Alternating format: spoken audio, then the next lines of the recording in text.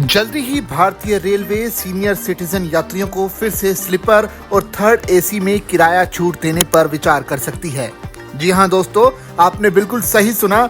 Railway अब एक बार फिर से इस बात पर विचार कर रही है कि बुजुर्गों को रेल के किराए में छूट दी जाए।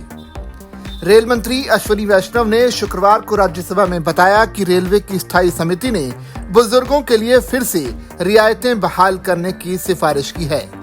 राज्यसभा में कई सांसदों ने सरकार से ये सवाल पूछा कि बुजुर्गों को दी जाने वाली रियायतें कब बहाल होंगी। इस पर मंत्री ने बताया कि समिति ने विशेष रूप से स्लीपर और थर्ड एसी क्लास में छूट पर दोबारा विचार करने को कहा है। मंत्री ने कहा कि रेलवे की स्थायी समिति ने सुझाव दिया है कि वरिष्ठ नागरिकों को कम से कम स्लीपर और थर्ड एसी में किराया रियायत देने पर पुनर्विचार किया जाए। कोविड महामारी से पहले भारतीय रेलवे 60 साल से ज्यादा उम्र के पुरुषों को 40% और 58 साल से ज्यादा उम्र की महिलाओं को 50% की छूट देती थी। ये छूट सभी मेल, एक्सप्रेस और राजधानी जैसी ट्रेनों पर लागू थी, लेकिन महामारी के बाद से ये सुविधा बंद कर दी गई थी।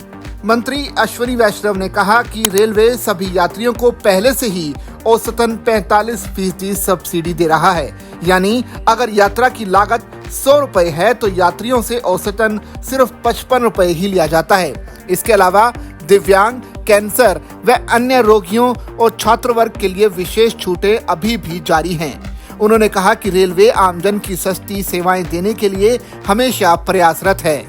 सरकार ने फिलहाल सीनियर सिटीजन छूट को बहाल नहीं किया है, लेकिन समीक्षा की बात स्वीकार करके संकेत जरूर दे दिया है कि आने वाले दिनों में बुजुर्ग यात्रियों को फिर से राहत मिल सकती है।